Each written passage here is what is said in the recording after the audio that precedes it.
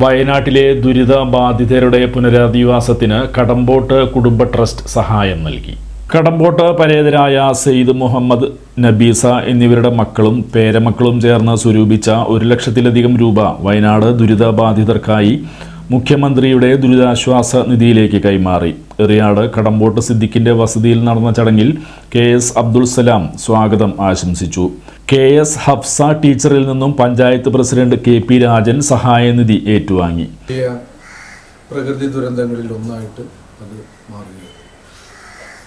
ആ ദുരന്തത്തിന്റെ ആഘാതം എന്ന് പറയുന്നത് നമ്മൾ കണ്ടെത്തിയ മനുഷ്യരെക്കാൾ ഏറെ കാണാതെ പോയ മനുഷ്യരുണ്ട്. ചിലരുടെ എല്ലാം 190ഓളം ശരീരഭാഗങ്ങളാണ് മരിച്ചവരായിട്ട് കണക്ക് കൂട്ടിയത്. കയ്യും കാലും അങ്ങനെ തുടങ്ങിയ ഭാഗങ്ങൾ.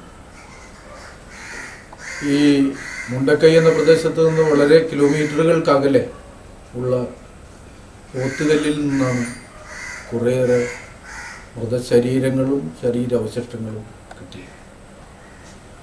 എത്രമാത്രം വലിയൊരു ദുരന്തമായിരുന്നു എന്നുള്ളതാണ് വയനാട്ടിൽ നടന്നത്. നേരത്തെ പറഞ്ഞ 17 കുടുംബങ്ങളിൽ ഒരാൾ പോലും അവശേഷിച്ചിട്ടില്ല. ചിലർ മണ്ണിനടിയിലായിരിക്കാം, ചിലർ മരിച്ചു പോയിരിക്കും.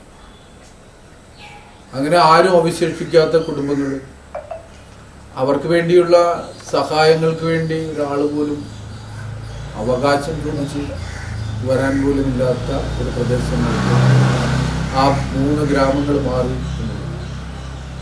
ഒരുപക്ഷെ കേരളത്തിലെ ഏറ്റവും സുന്ദരമായിട്ടുള്ള ഒരു അരുവിയും, അരുവിയോട് ചേർന്ന മൈതാനവും അതിനോട് ചേർന്നുള്ള വിദ്യാലയവും, വെള്ളരിമല എന്ന സ്കൂള്, ആ സ്കൂള് ഏതാണ്ട് ഇല്ലാതായിട്ട് അവിടെ പഠിച്ചിരുന്ന സാഹചര്യത്തിലും സഹായിക്കാനായിട്ട് തയ്യാറായി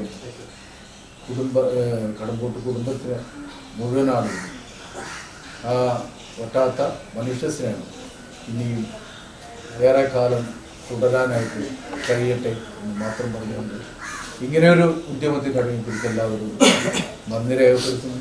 ഇവിടെ വന്നിരിക്കുന്ന മുഴുവൻ ആളുകളെ അഭിവാദിക്കുന്നു. ഒരിക്കൽ കൂടി കടമ്പോട്ട് കുടുംബത്തിലെ മുഴുവൻ മനുഷ്യസ്നേഹികളെയും അഭിവാദിക്കുന്നു. ബ്ലോക്ക് പഞ്ചായത്ത് അംഗം നൌഷാദ് കറുകപ്പാടത്ത്, മുൻ ബ്ലോക്ക് പഞ്ചായത്ത് പ്രസിഡന്റ് ഇന്ദിരാ വിദ്യാധരൻ, പഞ്ചായത്ത് അംഗങ്ങളായ നജ്മൽ, സക്കീർ, അസീം എന്നിവർ സംബന്ധിച്ചു.